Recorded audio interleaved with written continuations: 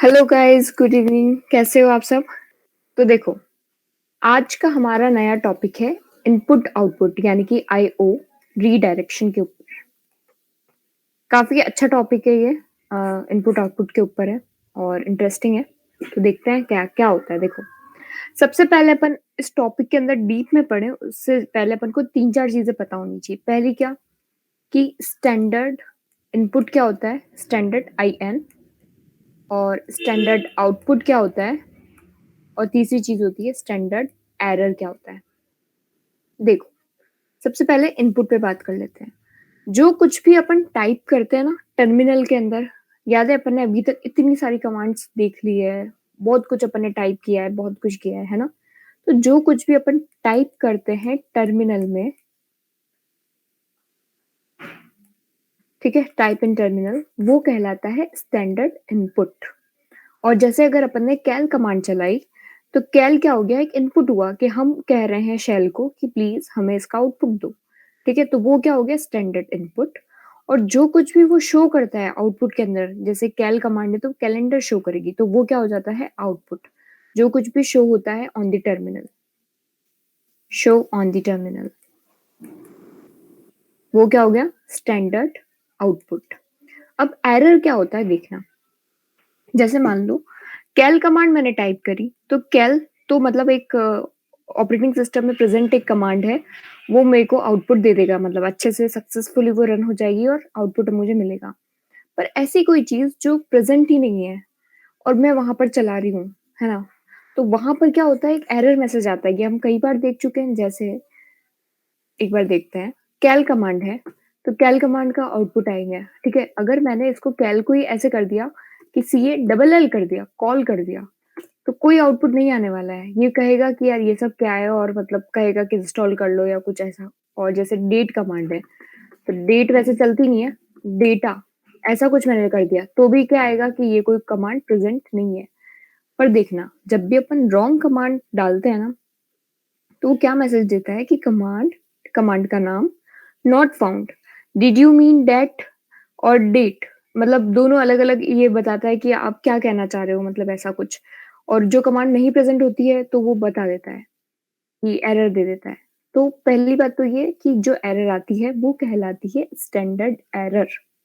जो भी एरर आती है, जो हम रॉन्ग कमांड्स चलाते हैं, कोई भी रॉन्ग प्रोसेस करते हैं, ठीक है।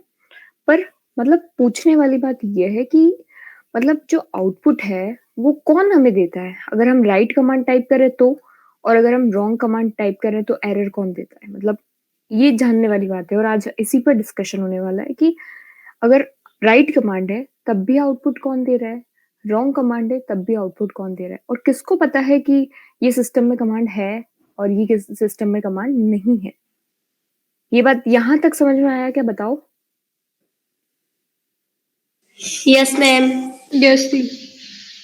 ठीक है, तो इन सारी चीजों को बोलते हैं स्टैंडर्ड एरर और स्टैंडर्ड आउटपुट और स्टैंडर्ड इनपुट।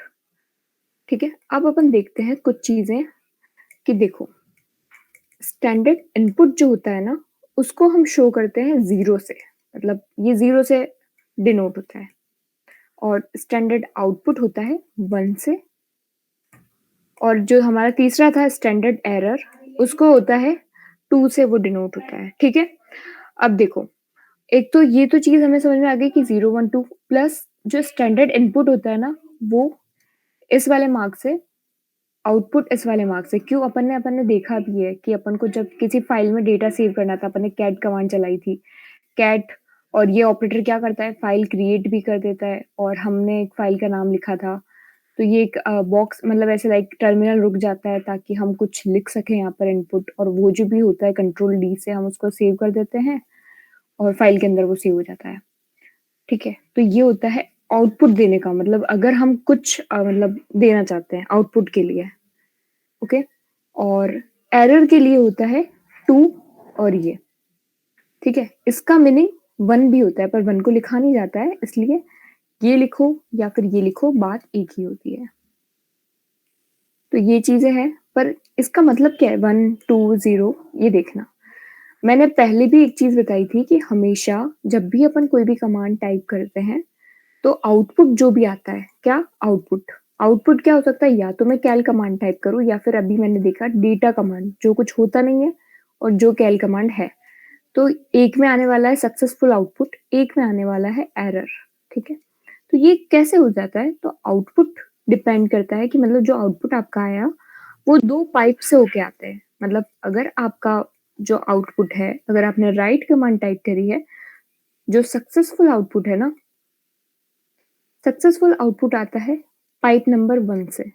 और जो भी एरर वाला आउटपुट है, यानी कि जो गलत था, जो भी एरर वाला आउटपुट होता है वो 2 से आता है। इसलिए जब अपन डिनोट करते हैं तो वो सेकंड वाला, ये सेकंड नंबर जो ये सेकंड डिजिट है, ये पाइप को डिनोट करता है कि ये जो आउटपुट आ रहा है एरर वाला, वो सेकंड नंबर पाइप से आता है। और आउटपुट जो सक्सेसफुल आउटपुट होता है ना? वो आता है पाइप नंबर 1 से, जिसको लिख भी सकते हो, नहीं लिखोगे तब भी चल जाता है। ये बात समझ में आई कि आउटपुट 2 पाइप से आते हैं। एक में आता है अपना सक्सेसफुल जो राइट है, और एक में आता है एरर वाला आउटपुट। यहाँ तक समझ में आया? Yes, दी क्लियर। ठीक है? सबको समझ में आ गया क्या? आज मदन कुछ बोल नहीं रहा है। मैम। समझ में आ रहा है क्या मदन? आवाज़ नहीं आ रही आपकी। चलो, देखो, तो ये चीज़ होती है आउटपुट रीडायरेक्शन की। अभी जैसे कैट कमांड भी था ना कि आउटपुट रीडायरेक्ट करना अपन को कहीं पर। कैट में अपन आउटपुट कैसे रीडायरेक्ट करते हैं कि जो भी मैंने जैसे लिखो इको, हेलो या फिर कुछ भी मैंने लिखता है आगे कोई भी टेक्स्ट, इस आउटपुट को मुझे कहीं रीडायरेक्ट करना है, यानी कि कहीं पर सेव करना है, तो मैं क्या करती हूँ, ये वाला ऑपरेटर लगाती हूँ। ये क्या करता है, स्टैंडर्ड आउटपुट के लिए होता है।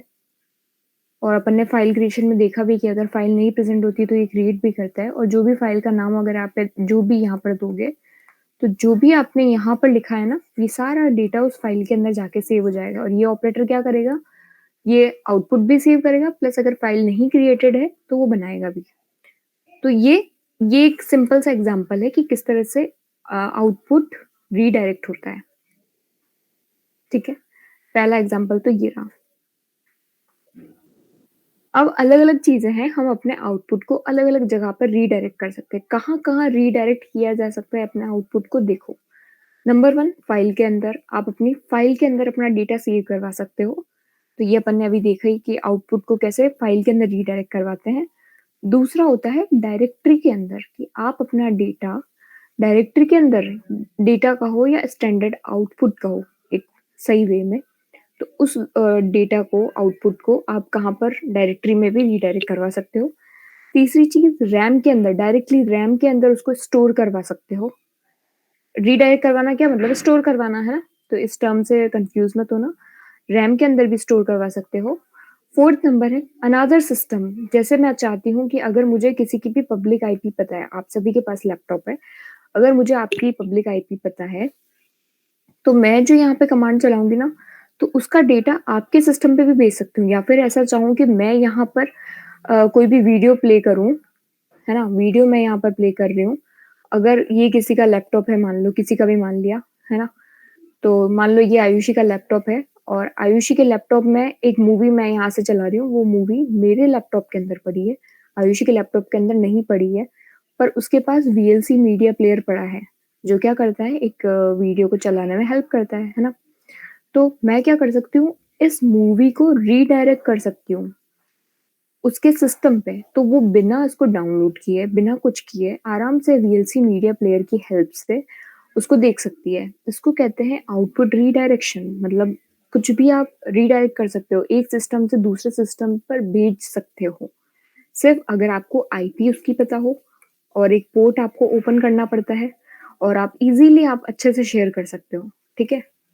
तो आप वीडियो भी आप उसको दिखा सकते हो। मतलब ऐसा हो सकता है, जैसे अगर आप क्या कॉलेज में अगर बैठे हो, बहुत सारे लैपटॉप्स हैं, अगर टीचर है, बात नहीं करने दे रहा है, अगर आप सेम नेटवर्क के अंदर हो, यानी कि आप सभी फ्रेंड्स हैं, मतलब फ्रेंड्स का ग्रुप है, ये एक लैब के अंदर आप बैठे हो, यहाँ पे सारे लैपटॉप वैसे भी एक सेम नेटवर्क के अंदर रहते हैं, तो यहाँ पर पब्लिक आईपी की रिक्वायरमेंट नहीं होती है। या तो अगर आप सेम नेटवर्क क्या, सेम वाईफाई, सेम लेन केबल अगर आप यूज कर रहे हो, तो तब आपकी आईपी सेम रहेगी, तो प्राइवेट आईपी से भी काम हो जाता है। अगर आप सेम नेटवर्क में नहीं हो तो फिर आपको पब्लिक आईपी होनी चाहिए, जैसे क्लाउड्स में जब आपको पब्लिक आईपी मिल जाती है। तो देखो इस वाले एग्ज़ाम्पल में देखो, जैसे आप लैब के अंदर बैठे हो, तो और अभी एग्ज़ाम चल रहा है ना? तो आपके पास बहुत सारे यहाँ पे लैब के अंदर लैपटॉप होते हैं। तो आप कुछ भी एक जगह से दूसरी जगह भेज सकते हो, अगर आपको आउटपुट रीडायरेक्ट करना आता है अनदर सिस्टम पर। तो ये कितनी इम्पोर्टेंट चीज़ है और कितनी काम की चीज़ है, ये समझ लो। मतलब आपको बिना बात किए आप एक-दूसरे से चैटिंग कर सकते हो कि क्या हुआ तेरा, हो गया क्या?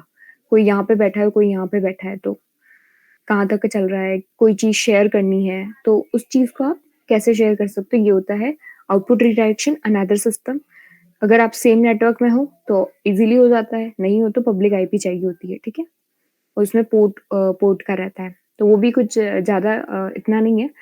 क्लाउड मतलब जो है, जहाँ पर अपने अपने पास सेम नेटवर्क नहीं पब्लिक आईपी मिलती है, वो चीज़ मैं कल आपको शो ज़रूर करूँगी कि किस तरह से एक क्लाउड में बना हुआ कंप्यूटर, एक इंस्टेंस वहाँ पर जो चल रहा है, और ये जो मेरा सिस्टम है, ये मेरा सिस्टम है और ये क्लाउड वाला सिस्टम है। तो मैं अगर यहाँ पे जो भी टर्मिनल में लिखूँगी या कुछ भी करूँगी, तो वो क्लाउड वाले सिस्टम पे चला जाएगा। मतलब हम बातें भी कर सकते हैं, हम कोई कमांड मैं चाहती हूँ कि ये कैल कमांड जो है वो मेरे सिस्टम पे नहीं, उसके सिस्टम पे जाके चल जाए। तो ये भी हम कर सकते हैं। ये चीज़ मैं कल शो करूँगी कि किस तरह से क्लाउड इंस्टेंस क्रिएट करना नहीं बताऊँगी, पर कैसे पोर्ट नंबर ओपन करना है, कौन-सी कमांड होती है, और मतलब बहुत ईज़ी है, मतलब देखना ऐसा। सिर्फ़ एक कमांड काम आती है, नेटगेट। इसके बारे में अगर देखो कल तक आप पढ़ के भी आ सकते हो आराम से कि क्या है, बहुत इम्पोर्टेंट और मतलब मज़ेदार है, मज़ा आ जाएगा ऐसा लाइफ में, ठीक है? तो ये अपन कल करके देखेंगे कि कैसे पब्लिक आईपी, अगर आपको सिर्फ़ एक आईपी चाहिएगी हमें और पोर्ट नंबर उस वाले कंप्यूटर का। फिर कुछ नहीं करना है, अपन डायरेक्टली अपना डेटा इधर से उधर शो भी कर सकते हैं, ऐसे कर सकते हैं अपन। तो कुछ समझ में आ रहा है क्या, कि क्या अपन बात कर रहे हैं? Yes ma'am. Yes ma'am. Yes. तो देखो आउटपुट रीडायरेक्ट में अपन ने कहाँ-कहाँ बात कर ली? फाइल के अंदर बहुत ईज़ी है, आप लोगों को अब तक तो आ चुका होगा। दूसरा, डायरेक्टरी के अंदर भी आप अपना डेटा सेव कर सकते हो, आउटपुट को रीडायरेक्ट कर सकते हो। तीसरा होता है रैम के अंदर, डायरेक्टली अपन किसी फाइल नहीं, फ़ोल्डर नहीं, रैम के अंदर डेटा स्टोर करें, पर ऐसा हो करना नहीं चाहिए, क्योंकि क्या मतलब है फालतू स्टोरेज फुल करना, है ना? अनदर सिस्टम जो अपन कल देखेंगे पक्का, कि कैसे एक सिस्टम से दूसरे सिस्टम पे सब कुछ भेजा जा सकता है आराम से, बिना किसी चीज़ के। और फिफ्थ होता है मेल, मेल पे कैसे अपन डायरेक्टली डेटा सेंड कर सकते हैं।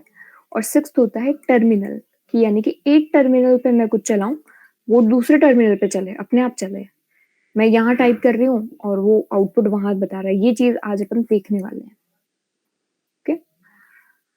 तो देखो, ये तो हो गया कि कैसे कहाँ-कहाँ अपन आउटपुट को रीडायरेक्ट कर सकते हैं। अब अपन ने जो 3 बातें करी थी, स्टैंडर्ड इनपुट की, आउटपुट की और एरर की। स्टैंडर्ड इनपुट जो होता है, वो अपन क्या कर सकते हैं, वो कौन-सी कमांड्स इनपुट के अंदर आती है, जैसे अपन ने कैट कैट किया किसी भी फाइल को, कोई भी फाइल होगी जैसे cool.txt थी, तो जो अपन ने उसको कैट किया यानी कि खोला, तो वो स्टैंडर्ड इनपुट के अंदर आती है। या तो आप इस कमांड को डायरेक्टली लिख सकते हो, या फिर इस चीज़ को लिखते हैं, स्टैंडर्ड इनपुट के लिए ये वाला साइन होता है ना, तो ऊपर लगाने की ज़रूरत नहीं होती है इस वाले साइन को, ये मतलब कंप्यूटर अपने आप समझ जाता है कि आप इसके बारे में बात कर रहे हो। और दूसरी चीज़ आती है आउटपुट के बारे में। आउटपुट में तो अपन को पता ही है कि जैसे अगर आपको इको हेलो, कि आपको अपना डेटा कहीं भेजना है किसी फाइल के अंदर, फाइल, तो ये वाला साइन यूज़ कर सकते हो। अगर डेटा अपेंड करना है तो अपन ने अपेंड के बारे में भी देखा कि आप डायरेक्ट ये यूज़ कर सकते हैं। तो ये कौन-सा केस है? स्टैंडर्ड आउटपुट का केस। अब देखते हैं स्टैंडर्ड एरर। एरर में कैसे होता है कि जैसे मैंने कुछ भी लिखा, मतलब जो प्रेज़ेंट ही नहीं है, जैसे लिख के देख लेते हैं अपन, ओके हेलो, ये लिख दिया अपन ने। अब ये करूँगी तो ये क्या आएगा कि ये बोलेगा कमांड नॉट फाउंड, क्या है ये सब कुछ, उसको समझ में आने वाला है नहीं।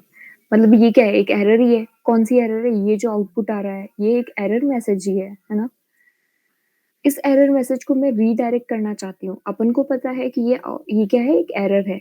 तो एरर वाला मैसेज कभी भी फर्स्ट नंबर के पाइप से नहीं जाएगा। अगर मैंने सिर्फ़ इतना सा लगाया ना, तो ये मतलब नहीं है इस चीज़ का। तो अगर आपको स्टैंडर्ड एरर को रीडायरेक्ट करना हो तो सेकंड पाइप से आपको जाना पड़ता है और सेकंड मतलब ये वाला आपको लिखना पड़ेगा 2 और साइन और फिर आपको फाइल का नाम जहाँ पे भी आपको अगर आपकी फाइल मतलब बनी हुई नहीं है वैसे मेरे पास में अभी तो file.txt मतलब वैसे मान लो तो ये एरर वहाँ रीडायरेक्ट हो जाएगी। अभी बनी है क्या file.txt ये रही। अब इसको कैट करके देखेंगे ना तो देखो ये वाला जो एरर मैसेज था वो इस वाली फाइल के अंदर रीडायरेक्ट हो गया। तो ये याद रखना कि एरर को हमेशा कहाँ से रीडायरेक्ट करवाते हैं सेकंड नंबर के पाइप से और जो सक्सेसफुल आउटपुट होता है वो फर्स्ट नंबर के पाइप से या तो आप ऐसे लिखो या फिर ऐसे लिखो। ठीक है तो पाइप वगैरह भी समझ में आ चुका है। हाँ ना बताओ। Yes, ma'am. Yes, ma'am. अब देखो अब जैसे कोई ऐसी चीज या फिर कोई ऐसा आउटपुट जिसको मैं चाहती हूँ कि वो आए ही नहीं मतलब जैसे कैल एक आउटपुट है कैल में लिखूंगी तो आउटपुट आएगा। ठीक है ना स्क्रीन पर आएगा। मैं चाहती हूँ कि ये स्क्रीन पे भी नहीं आए किसी फाइल के अंदर भी सेव नहीं हो मतलब चला जाए ऐसी जगह चला जाए जहां से कभी वापस ही नहीं आए ये आउटपुट। क्या चाहती हूँ मैं अगर मैंने सिंपल कैल कमांड टाइप किया टर्मिनल में तो मुझे आउटपुट आ जाएगा। अगर मैंने किसी फाइल के अंदर रीडायरेक्ट किया तो वो आउटपुट जो पूरा था वो फाइल के अंदर चला जाएगा सेव हो जाएगा। पर मैं ये चाहती हूँ कि आउटपुट आए ही नहीं ना स्क्रीन पे दिखे ना फाइल के अंदर सेव हो वो आउटपुट ऐसी जगह चला जाए कि मतलब वापस ही नहीं आए और कोई देख भी नहीं सके कि आउटपुट आया भी था क्या ऐसी कमांड का। तब अपन क्या होता है कि अपन ऐसी जगह भेजना चाहते हैं कि जहां आउटपुट वापस नहीं आता है तब हम क्या कर सकते हैं कैल एंड इस ऑपरेटर को क्या कहते हैं एंड और रीडायरेक्ट करना है। ये सिंबल किसके लिए रीडायरेक्ट करना है कहाँ पर रीडायरेक्ट करना है स्लैश देव नल। ये एक ऐसी फाइल है जहां पर जो चला जाता है ना वो वापस ही नहीं आता है मतलब ये कुछ ऐसा है कंप्यूटर के टर्म्स के अंदर।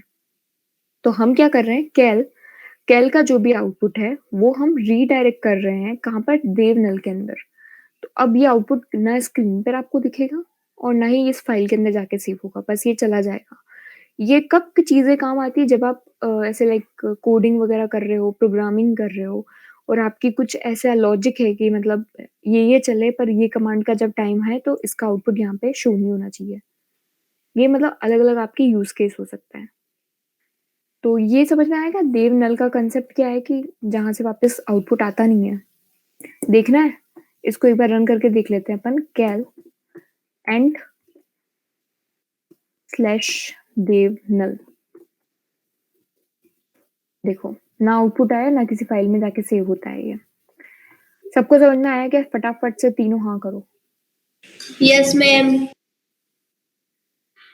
Yes, Yes, ma'am. ठीक है तो अब ये चीज हो चुकी है। अब अपन आउटपुट रीडायरेक्शन के ऊपर देख रहे हैं। ये इनपुट के बारे में अभी तक बातें थी सारी मतलब बिल्कुल नॉर्मल सी बात है। आउटपुट रीडायरेक्शन के अंदर मैंने कहा था ना कि इतनी जगह पर अपन आउटपुट रीडायरेक्ट कर सकते हैं फाइल रैम डायरेक्टरी। तो उसके अंदर आज अपन टर्मिनल के बारे में देखने वाले हैं। देखना मजा आने वाला है मैजिक सा कि एक टर्मिनल पे मैं कुछ चलाऊं तो उसका जो भी कुछ आए वो दूसरे टर्मिनल पे चले या फिर हम चैटिंग कर लें ऐसे टर्मिनल टर्मिनल में। तो देखना वो कैसे होता है। एक चीज मैंने पहले भी बताई थी कि हर एक टर्मिनल क्या होता है फाइल होता है एक। और टर्मिनल की फाइल कैसे चेक कर सकते हैं TTY कमांड होती है। तो इस जो टर्मिनल है ये अभी प्रेजेंट वाला टर्मिनल उसकी जो फाइल है वो है स्लैश देव स्लैश PTS और 0। एक नई विंडो खोलते हैं अपन उस टर्मिनल का अपन देखते हैं कि वो कैसे आ रहा है मतलब उसकी उसकी फाइल का नाम क्या है। तो उसकी फाइल का नाम है स्लैश देव PTS1। अब मैं क्या करूंगी मैं एक आउटपुट रीडायरेक्ट करके देखती हूँ। अभी मैं चलाती हूँ हु एम आई तो ये क्या बोलेगा रिया। ठीक है ये डेटा अभी कहाँ आ रहा है ये जो आउटपुट आ रहा है ये अभी इस वाले टर्मिनल पे आ रहा है। मैं चाहती हूँ कि ये लिखा हुआ कहाँ है उस वाले टर्मिनल पे आए। ठीक है इस वाले सेकंड वाले टर्मिनल पे। तो क्या करेंगे अपन कमांड लिखी तो क्या करना है रीडायरेक्ट करना है। कहाँ पर करना है दूसरी वाली फाइल के अंदर क्योंकि हर सब कुछ क्या है लिनक्स के अंदर तो एक फाइल है। ये देव PTS0 वाली फाइल है और ये देव PTS1 वाली फाइल है। तो बस इतना सा काम करना है। तो देखो वहां पर आउटपुट आ चुका है रिया। ठीक है ना और कुछ चला के देखिए, कैल कमांड चला के देख लेते हैं। कैल देव PTS 1, तो यहाँ पर आउटपुट नहीं आ रहा है, यहाँ पर आ गया देखो। अब जो चीज़ें मैं यहाँ करूँ तो वो वहाँ चलेगी और वहाँ करूँ तो यहाँ चलेगी, ऐसा कुछ हो चुका है अब ये एकदम चैटिंग वाला कंसेप्ट नहीं है, पर मतलब बिल्कुल वैसा का वैसा ही है, मतलब काफ़ी हद तक सेम। अपन वो देखेंगे ना क्लाउड वाला, वो तो बिल्कुल ऐसा लगेगा जैसे चैट कर रहे हो आप आराम से, इधर का मैसेज इधर, इधर का रिप्लाई इधर। 2 वे डायरेक्शन में आप मैसेजिंग कर सकते हो वहाँ पर। इको हेलो कर दिया जैसे मैंने, तो ऐसे कुछ। समझ में आया क्या ये कितना अमेजिंग है? कल वाला जो अपन कल देखेंगे वो काफ़ी शानदार लगेगा आप लोगों को देखना। समझ में आ गया क्या? Yes, ma'am. Yes, ma'am. तो ये कुछ था इनपुट आउटपुट रीडायरेक्शन के ऊपर, ठीक है? अब नया कंसेप्ट चालू हो रहा है लिनक्स शेल, जिसके लिए काफ़ी वेटिंग में थे अपन। काफ़ी इंतज़ार किया है अपन ने लिनक्स शेल का टॉपिक पढ़ने के लिए। तो शेल क्या है लिनक्स के अंदर? आज इसको अपन अच्छे से डीप में पढ़ लेंगे। जब शेल के ऊपर पूरा पढ़ लेंगे तो अपन शेल स्क्रिप्ट भी पढ़ेंगे कि स्क्रिप्टिंग। स्क्रिप्ट क्या है? मतलब शेल स्क्रिप्ट एक नई टाइप की एक लैंग्वेज है। आप अपने रेज़्यूमे में भी लिख सकते हो कि अपन ने नई लैंग्वेज सीख ली है। तो ये स्क्रिप्ट एक लैंग्वेज भी अपन सीखने वाले हैं, ठीक है? तो अब अपन बात कर लेते हैं कि लिनक्स शेल क्या है? तो बिल्कुल स्टोरी को ध्यान से सुनना कि मतलब क्या है, कैसे है, तभी समझ में आने वाला है। देखो, ध्यान से सुनना, मिस मत करना। ये मेरा कंप्यूटर है, ठीक है? और कंप्यूटर में मेरे पास एक टर्मिनल होता है, ठीक है? जहाँ पे मैं कुछ भी लिखती हूँ। जैसे मैंने कैल लिखा, कुछ भी लिखा। तो पहली बात तो ये, जैसे मैंने कैल लिखा, तो ये मैं किस में लिखती हूँ? मैं लिखती हूँ ह्यूमन रीडेबल फॉर्मेट के अंदर। Readable language. ऐसी लैंग्वेज जो सिर्फ मुझे ही समझ में आती है। पर अगर आपको पता हो तो कंप्यूटर को इंग्लिश वगैरह ये सब समझ में नहीं आती है। उसको क्या समझ में आता है? मशीन लेवल लैंग्वेज समझ में आती है। यानी कि वो 0-1 की फॉर्मेट में ही समझ पाता है। ये चीज़ तो आप लोगों को पता होगी। पर अपन क्या करते हैं? अपन लिखते हैं इंग्लिश में। अभी अपन ने कैल कमांड लिखी तो वो लिखी इंग्लिश में। कुछ और लिखना है, डेट लिखना है, तो भी ऐसी लैंग्वेज में लिख रहे हैं जो मुझे समझ में आता है, और आउटपुट भी वैसी ही लैंग्वेज में आता है जो मुझे समझ में आता है, यानी कि एक यूज़र को समझ में आता है। पर कंप्यूटर को ये समझ में नहीं आता है कि अभी अपन ने जो कैल लिखी वो सब पीछे बैकग्राउंड में जाके इतना फास्ट कन्वर्ट होती है, जाके एग्ज़ीक्यूट होती है, और फिर वापस से मतलब जो भी आउटपुट आता है वो मशीन लेवल लैंग्वेज से वापस से कन्वर्ट होके ह्यूमन रीडेबल लैंग्वेज में आता है। तो ये इतनी बैकग्राउंड में स्टोरी होती है। तो पहली चीज़ समझना। पहली चीज़ क्या करते हैं अपन? हमेशा ह्यूमन रीडेबल लैंग्वेज के अंदर ही टर्मिनल में कमांड टाइप करते हैं। एग्री? अब क्या होता है कि जो हमारा कंप्यूटर है ना, इन सारी कमांड्स को जो भी अपन ने यहाँ पर लिखा, इन सबको एग्जीक्यूट करने का काम ही कर्नल का होता है। किसका होता है? कर्नल का। कर्नल क्या है बताना ज़रा? कौन बताने वाला है?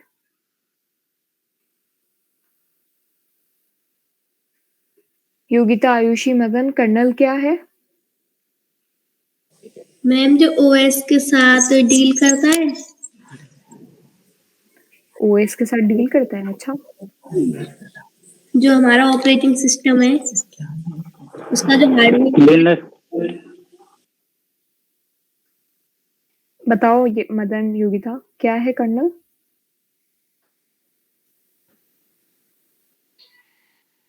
मैम लिनक्स का ऑपरेटर सिस्टम। लिनक्स का ऑपरेटिंग सिस्टम, अच्छा। और योगिता क्या है कर्नल? हेलो। दी कर्नल एक कोर पार्ट होता है जो डील करता है हार्डवेयर के साथ।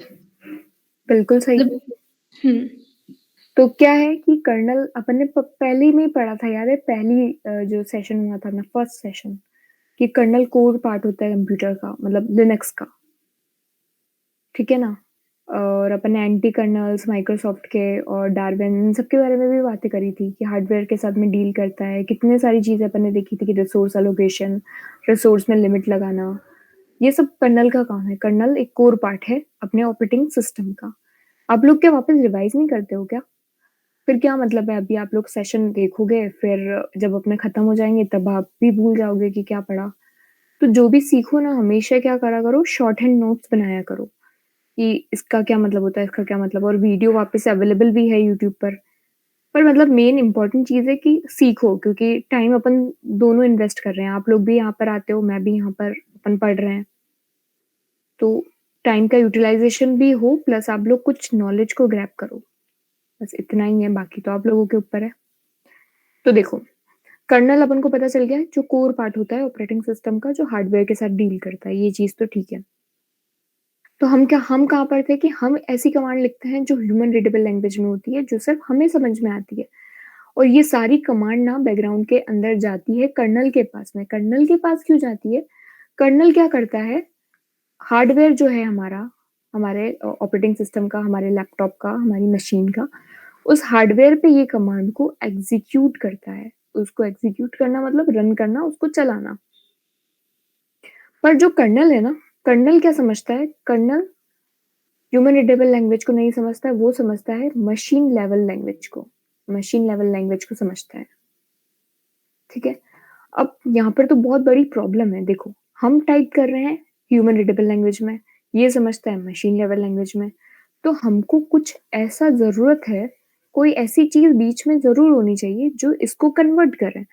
हमारा यहाँ से डेटा लेकर जाए मशीन लेवल लैंग्वेज के अंदर, हमारा लेकर जाए डेटा मशीन लेवल लैंग्वेज के अंदर पहुंचाए, कन्वर्ट करे और कर्नल के पास पहुंचा दे। फिर कर्नल को वो बात समझ में आ जाएगी कि क्या बात हम क्या उनसे मांग रहे हैं, क्या रिक्वेस्ट कर रहे हैं, और वो सब कुछ लेकर वो हार्डवेयर पे जो भी अपन ने मांगा वो एग्जीक्यूट करेगा। फिर वापस डेटा आता है, मतलब एग्जीक्यूट होने के बाद में क्या होगा, आउटपुट आएगा। या तो आपने एरर आएगी या फिर क्या आएगा, जो भी आउटपुट राइट आउटपुट है वो आना चाहिए। तो यहाँ से जब एग्जीक्यूट हो जाएगा तो आउटपुट आएगा, फिर कर्नल लेके जाएगा, कर्नल उसको देगा। कर्नल ने किस लैंग्वेज में देगा? मशीन लेवल लैंग्वेज में देगा। और फिर कर्नल कोई ऐसा बीच में जो भी है होगा हमारा इंटरमीडिएट, वो क्या करता है, कन्वर्ट करता है वापस से ह्यूमन रीडेबल लैंग्वेज में। तो जब अपन एक कमांड टाइप करते हैं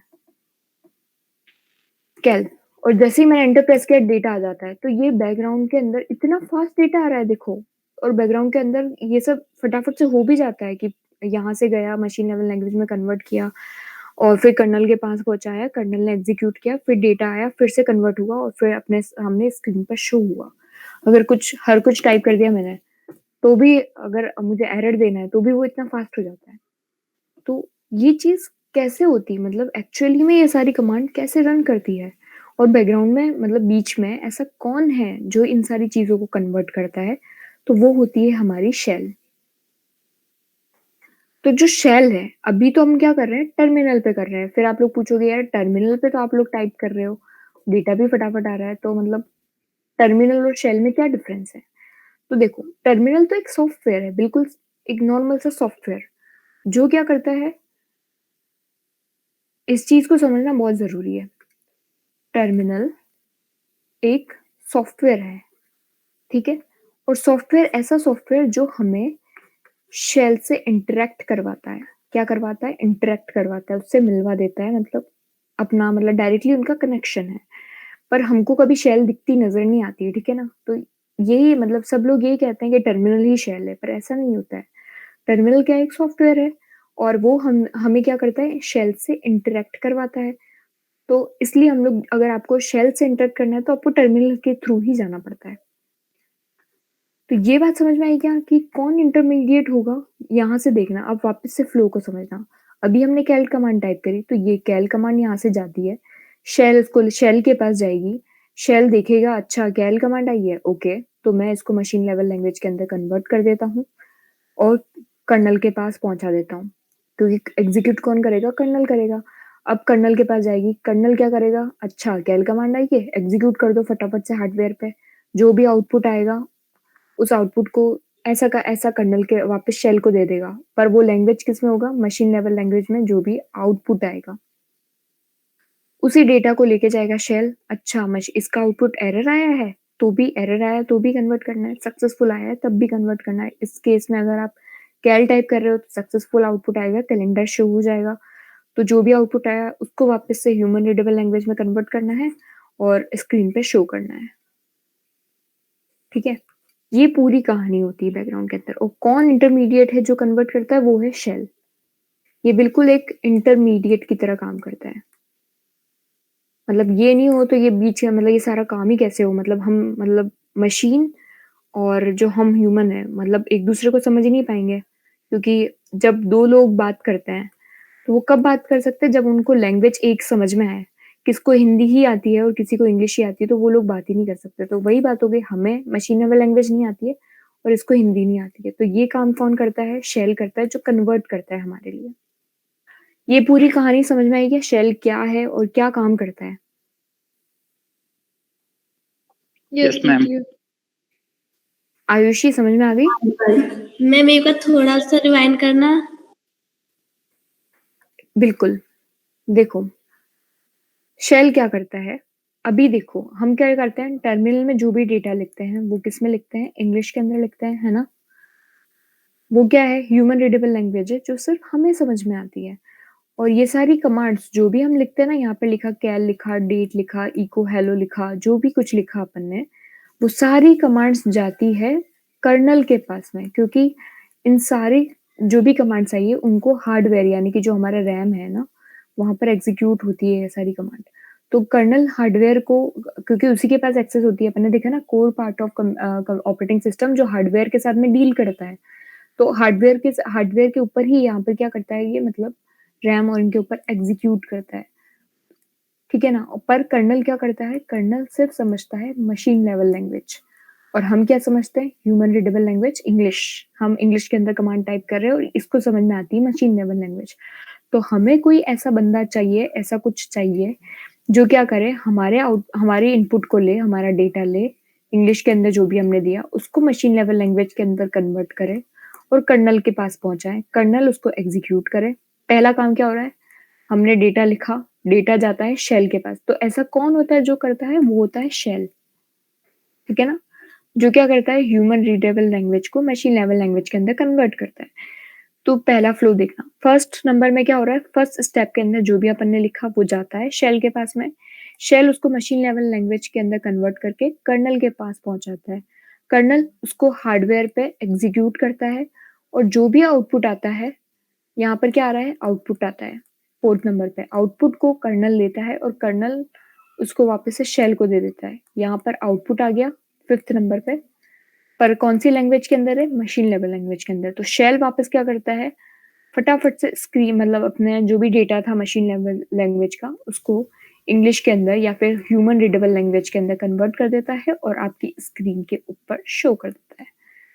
तो शेल एक इतना इंपॉर्टेंट पार्ट है, इंटरमीडिएट है, जो क्या करता है, लैंग्वेज कन्वर्जन करता है, इंग्लिश से लेकर के इंग्लिश को कन्वर्ट कर देता है मशीन लेवल लैंग्वेज के अंदर, ठीक है। और क्यों करता है, क्योंकि एग्जीक्यूट करनी है कमांड्स, और हमें तो सिर्फ इंग्लिश समझ में आती है, हमें मशीन लेवल लैंग्वेज कहाँ समझ में आती है, 0 1 के फॉर्मेट के अंदर।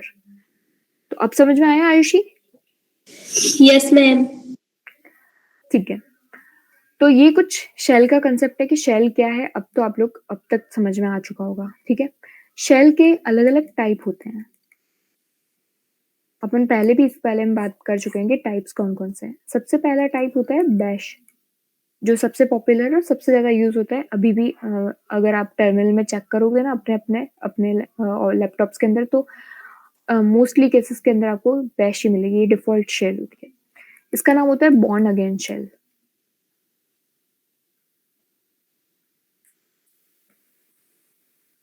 Born again shell. दूसरी शेल होती है एस एच, तीसरी अपन बात कर चुके हैं के एस एच और टी सी एस एच,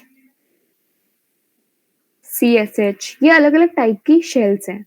पर सारी शेल्स में क्या मतलब इतना डिफरेंस क्या है, तो जैसे अपने बैश सबके अपने अपने फीचर्स है, अलग अलग फीचर्स हैं, ठीक है, अलग अलग शेल्स के। जैसे बैश के अंदर हिस्ट्री वाला फीचर है, वो बाकियों में नहीं है, तो ऐसा कुछ अलग अलग सबके फीचर्स हैं। तो ये अलग अलग टाइप की शेल होती है। अगर आपको पता करना है कि आपके लैपटॉप कौन कौन सी शेल को सपोर्ट करता है, कौन कौन सी शेल है, तो अपने टर्मिनल पे जाओ और लिखो कैट etc शेल।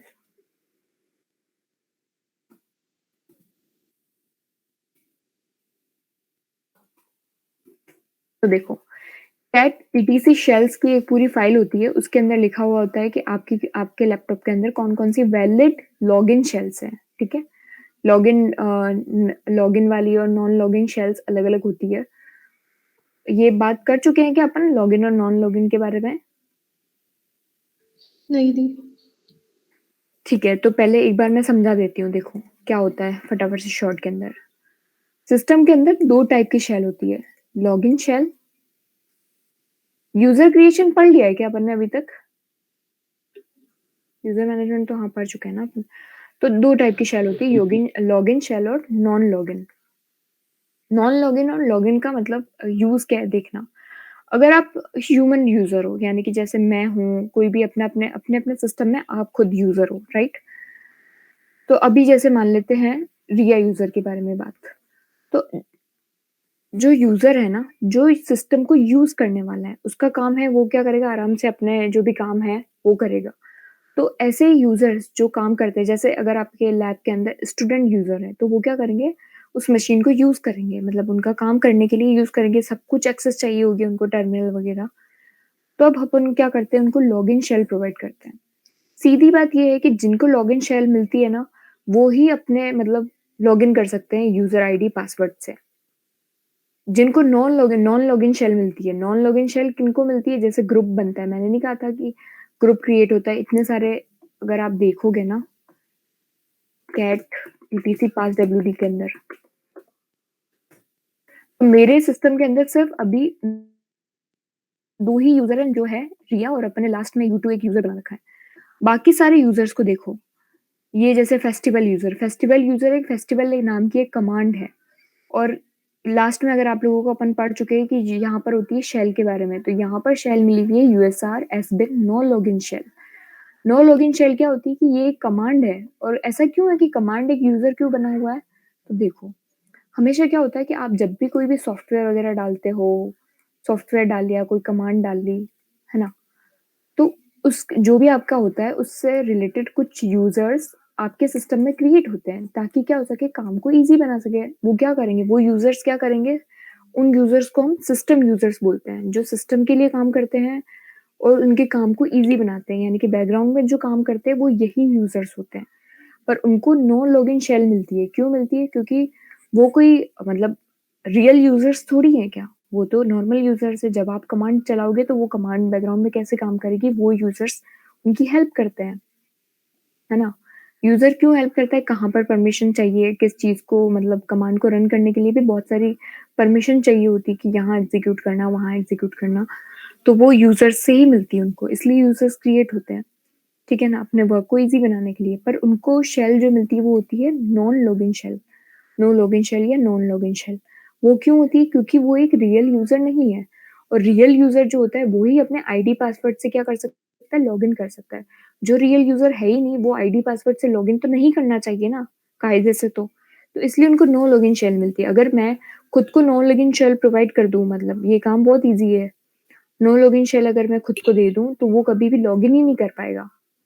वो कभी सिस्टम में बना पड़ा रहेगा बस एक यूज़र, पर वो मतलब है नहीं है बराबर है। वो कभी भी अपने आईडी पासवर्ड से लॉगिन नहीं कर पाएगा, वो कभी सिस्टम को यूज़ नहीं कर पाएगा, मतलब इन जनरल। बाकी बैकग्राउंड में इन सब के काम होते हैं, इसलिए ये सब यूज़र क्रिएट होते हैं। अभी देखो जैसे सिर्फ़ रिया यूज़र है, उसको बिन बैश मिली है। बाकी जैसे यहाँ पर बिन फॉल्स है, बिन फॉल्स भी एक नो लॉगिन शेल है। ये सब अलग-अलग टाइप की शेल होती है। बिन फॉल्स मिली हुई है, नो लॉगिन मिली हुई है। तो ये सारे अकाउंट्स बने हुए हैं, पर अकाउंट्स कभी लॉगिन नहीं हो पाएँगे। ठीक है ना? ये अकाउंट लॉगिन करने के लिए नहीं है। ये सारे इतने सारे यूज़र्स हैं। सिर्फ़ जो यूज़र काम आते हैं वो है एक रूट और आपका खुद का यूज़र, ठीक है? बाकी अगर आप एक्स्ट्रा यूज़र बना लो तो वो सब, बाकी सबके देख लो, ऑलमोस्ट सब नो लॉगिन शेल के यूज़र्स हैं। जैसे मेल वाला भी एक बना हुआ है, तो ये सब मतलब सिस्टम यूज़र्स हैं, जो सिस्टम के लिए काम करते हैं, पर वो क्या करते हैं, लॉगिन करने के लिए नहीं होते हैं। तो इसलिए 2 टाइप की शेल होती है, एक लॉगिन शेल और नो लॉगिन शेल। तो अगर आप कल ऐसा यूज़र बनाना चाहो कि मैं एक नाम का यू1 या यू2 नाम का यूज़र बनाना चाहती हूँ, उसको नो लॉगिन शेल बनाना मतलब प्रोवाइड करना चाहती हूँ। तो उससे क्या होगा, वो कभी भी ना टर्मिनल से एक्सेस कर पाएगा, ना ग्राफिकली अपने सिस्टम को यूज़ कर पाएगा। मतलब कभी भी वो अपने आईडी, पासवर्ड से लॉगिन नहीं कर पाएगा। तो होता है वो नो लॉगिन शेल। तो इसलिए अलग-अलग टाइप की शेल होती है, USR, sbin, no login, false shell, bin false, ये ऐसे अलग-अलग टाइप की शेल होती है। तो अपन पढ़ रहे थे कि शेल्स के बारे में। तो यहाँ पर क्या लिखा हुआ है, यहाँ पर ये हैश से स्टार्ट हुआ है, यानी कि ये कमेंट लिखा हुआ है, वो ये बता रहा है कि कौन-कौन सी वैलिड लॉगिन शेल्स है, जिनमें मतलब अगर आप उनका यूज़ करोगे तो आप अपने सिस्टम को अपने टर्मिनल से भी एक्सेस कर पाओगे। जैसे अपन एसयू स्विच यूज़र करके जाते थे ना, और ग्राफिकली भी आप उसको यूज़ कर पाओगे। तो ये कौन-कौन सी शेल है, बिन एसएच है, बिन बैश है, यूएसआर बिन बैश है, बिन आर बैश है, ये सारी अलग-अलग देखो, बिन डैश भी है। तो ये सारी अलग-अलग शेल्स हैं, जो यहाँ पे मतलब वैलिड मेरे सिस्टम में भी ऐसा भी है। और मैं जो यूज़ करती हूँ वो है यूएसआर बिन बैश, जो बाय डिफ़ॉल्ट होती है। तो इस तरह से आप ईटीसी शेल से आप पता कर सकते हो कि आपके सिस्टम में कौन-कौन सी वैलिड शेल्स अवेलेबल हैं, लॉगिन शेल्स। समझ में आ गया क्या यहाँ तक?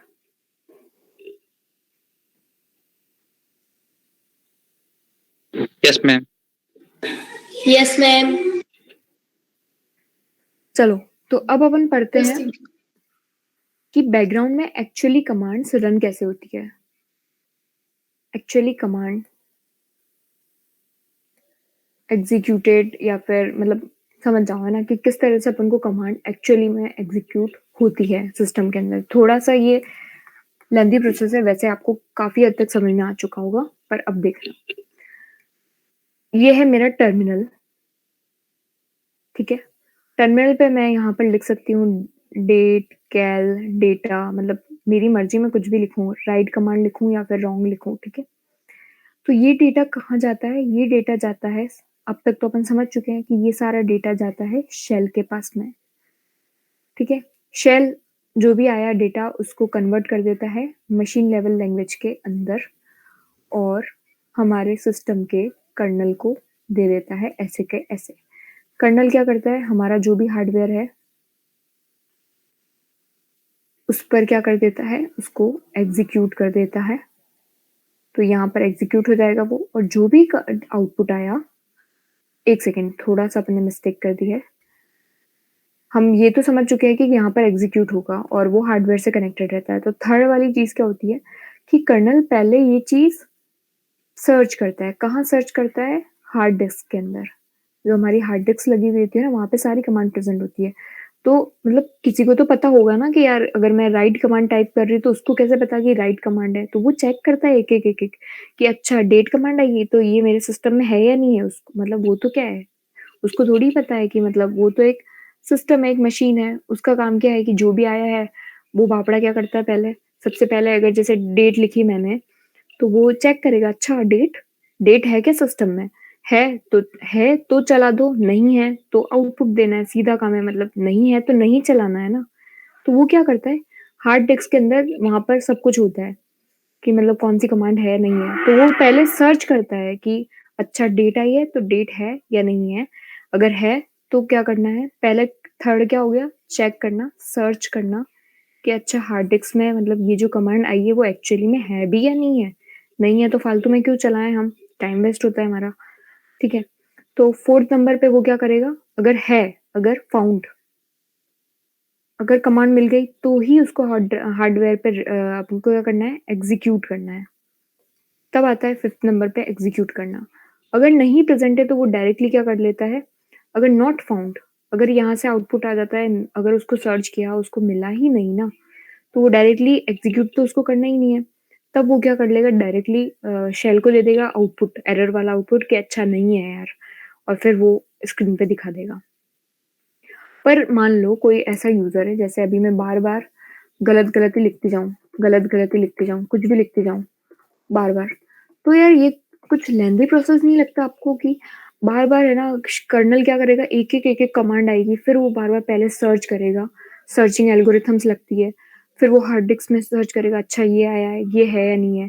जबरदस्ती कोई गलत गलत कमांड्स बार बार लिखते ही जाए तो कर्नल के ऊपर तो एक मतलब अपन क्या कर रहे हैं, एक बोझ ही डाल रहे हैं ना बार बार, कि जो नहीं है अपन को पता है, अपन जबरदस्ती टाइम पास के लिए हर कुछ लिखे जा रहे हैं।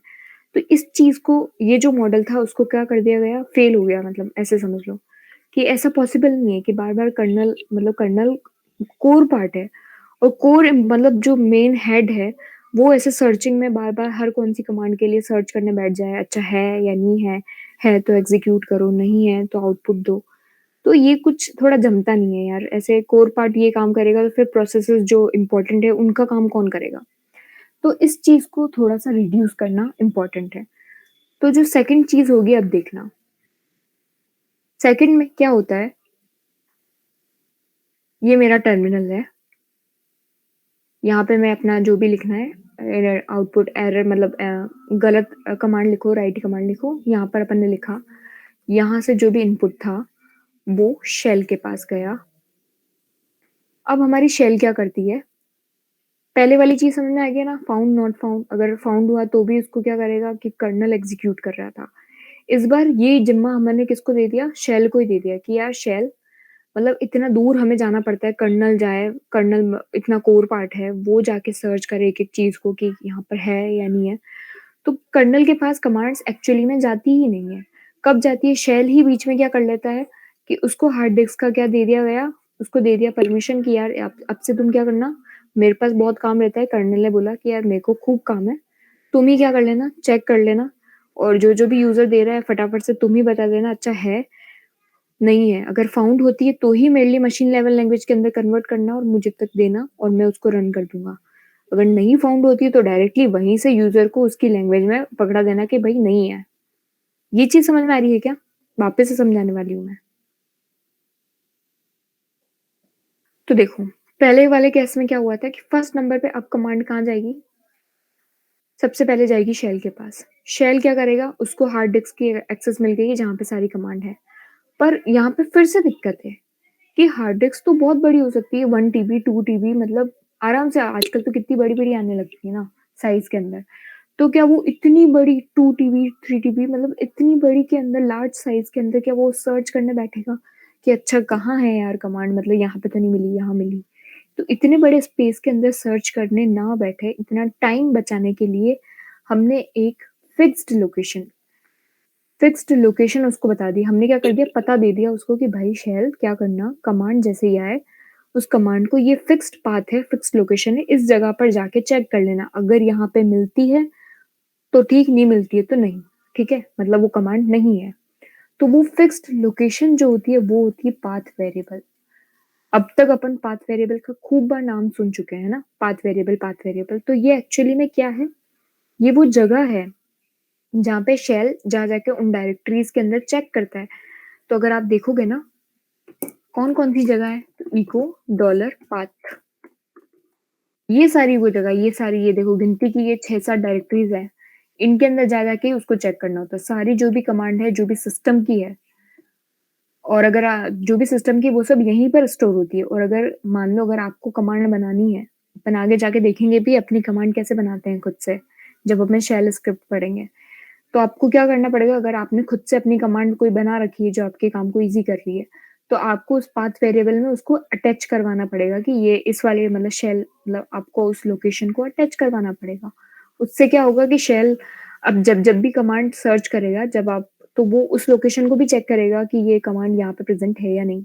तो जब आपने जो बनाई है वो कमांड जब आप टाइप करोगे टर्मिनल में, तो वो उस लोकेशन पे मिल जाएगी उसको, जो भी आपने अटैच करवाई है।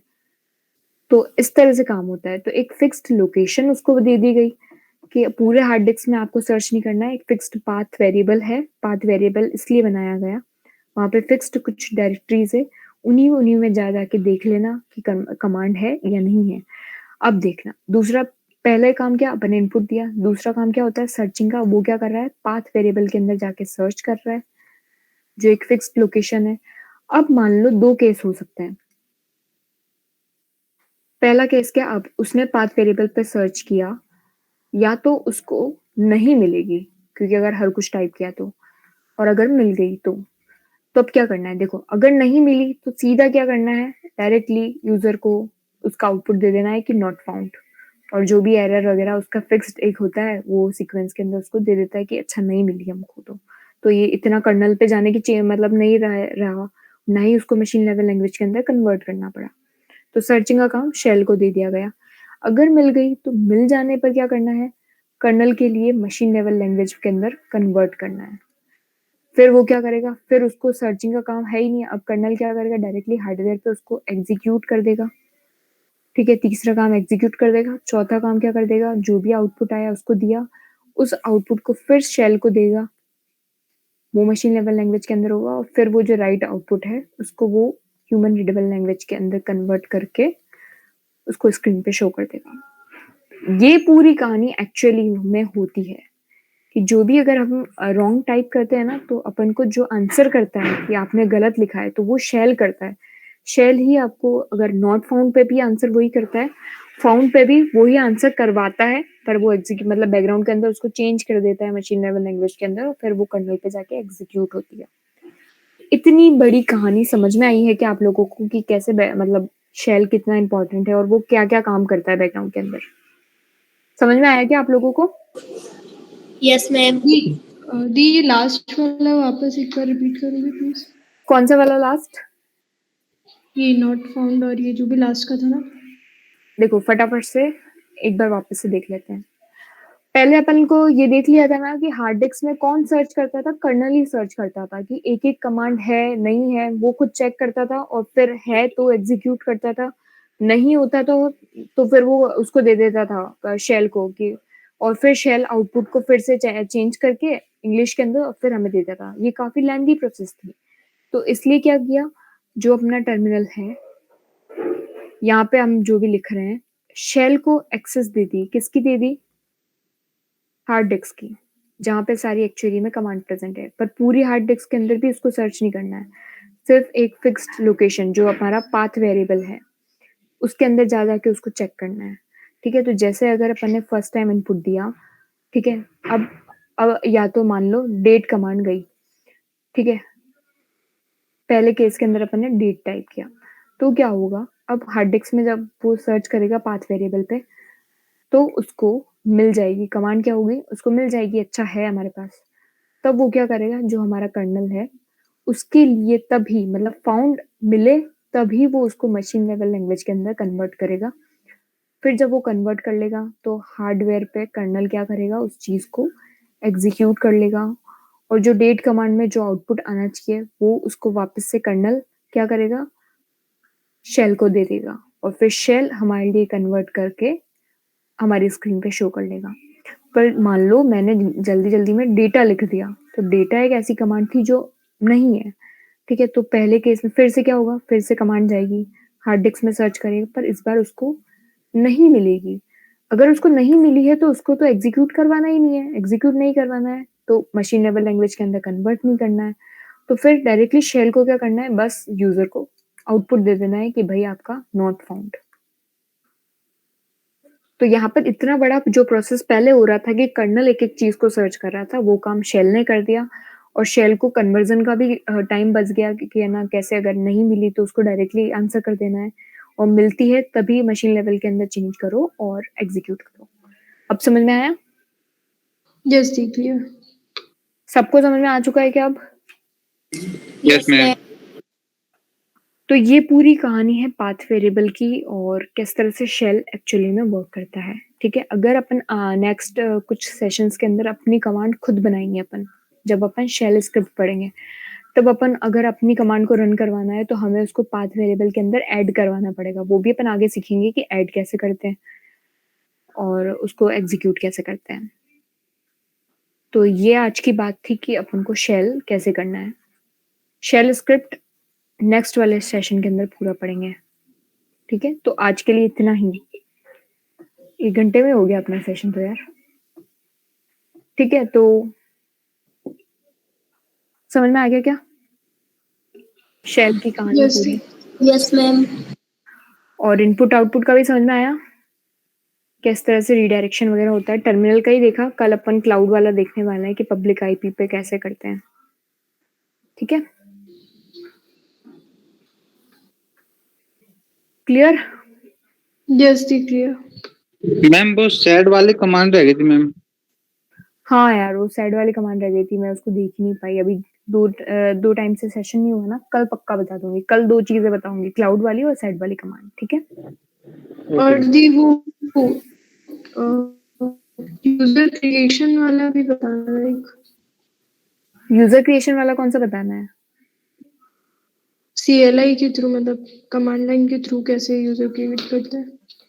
CLI के थ्रू तो ऐड यूजर, अच्छा वो कह रही हो क्या, वो मतलब मैन्युअली कैसे बनाते हैं हाँ एक हाँ एक हाँ फाइल के अंदर? ठीक है, वो आप लोगों ने ट्राई किया क्या? किसी ने भी किया ही नहीं होगा, मैंने बता तो दिया ना, विम करके अंदर जाना है और एक एक कमांड को करना है। हाँ, बट वो हुआ नहीं था। नहीं हुआ? ठीक है, कल ग्रुप ग्रुप यूजर में दिक्कत आ रही थी मैम, ऐड ग्रुप करने में। ऐड ग्रुप क्यों करना है, पर आपको तो फाइल के अंदर जाके चेंज करना है ना। जैसे अगर विम करके उस फाइल के अंदर जाना है, तो एक बार ट्राई करते हैं। मुझे पता है आप लोगों ने ढंग से ट्राई नहीं किया। बहुत इजी, कुछ करना ही नहीं। देखो etc ग्रुप फाइल के अंदर गए, नीचे जाना है, यहाँ पे अपन को पता है ग्रुप बने हुए हैं, तो किसी भी एक यूजर को पकड़ लो, वैसा का वैसा बनाना है। जैसे U1 ये रियल यूजर है, उसका जैसा बनाना है, तो मुझे कुछ नहीं करना है। तो जैसे कोई भी यूजर मुझे बनाना है, ABC बनाना है, तो बस उस यूजर का नाम लिखना है, उसकी लिंक X बनानी है और उसको अपनी मनपसंद की कोई भी आईडी दे दो। ठीक है ना, जैसे यहाँ पर ID 1006 नहीं दिख रही है, तो ये आईडी दे दो। लास्ट वाली देख लो हमेशा, वो लास्ट नंबर था, उसकी अगली वाली कोई भी दे दो, उसकी अगली वाली दो, कोई भी दो, मतलब वो प्रेजेंट नहीं होनी चाहिए वैसे तो ऐसे बस इतना सा करना है, ये करना है, उसको सेव कर देना है। ठीक है, कांट ओपन फॉर फाइल, क्योंकि आपको सूडो यूजर बन के जाना पड़ेगा, तो ऐसे करना है। ठीक है ना, देख लो एक बार और ट्राई करना, बिल्कुल सिंपल है। जो पहले वाली कमांड्स थी उसको एकदम करना है, मतलब सेम लिखना है। अब जैसे अगर पास WD में देखोगे ना, तो जैसे ये U2 रियल यूजर है, तो कुछ भी नहीं करना है, इसके अंदर जाना है, अपना यूजर का नाम लिखा, X को ऐसा का ऐसा लिख दो, अपनी मनपसंद की एक यूजर आईडी दे दो जो यहाँ पर प्रेजेंट नहीं है, फिर ग्रुप की आईडी दे दो, पर ग्रुप रियल वाला, मतलब जहां पर वो दे रहे हो वो वाली सेम होनी चाहिए, जो अभी अपन ने ग्रुप में 105 106 जो भी दी, ठीक है ना, 10065 वो वाली, और यहाँ पर सेम होनी चाहिए। फिर तो अगर आपको कमेंट में कुछ लिखना है तो लिख दो, नहीं तो छोड़ दो। और फिर यहाँ पर आपको उसकी डायरेक्टरी सेम लिखनी है, और डायरेक्टरी खुद से क्रिएट भी कर देना, और उस यूजर के नाम की और लिख देना, और उसको सीधी एक नॉर्मल शेल पकड़ा दो, बिन sh पकड़ा दो, बिन बैश पकड़ा दो। बहुत ईजी है यार, मतलब आप लोगों ने सही में, मतलब एक बार धीरे से करके देखोगे ना, वापस से करके देखना एक एक स्टेप को, ज्यादा सारे स्टेप तो करनी ही नहीं है लास्ट के वो परमिशन वाले, तो सिर्फ इन फाइल्स के अंदर चेंजेस वाले हैं, और जो डायरेक्टरी क्रिएट करना है वार स्पूल मेल के अंदर जाके करना है, etc शेल वाली स्केल वाली जो फाइल्स है उनको कॉपी करना है, यही काम तो करने हैं। तो एक बार वापस से ट्राई करो, नहीं तो कल मैं 3 चीजें बता दूंगी, क्लाउड वाला, सेड कमांड, और अपने ये मैन्युअली कैसे यूजर्स को क्रिएट करते हैं। ठीक है, और ठीक कुछ है। डाउट?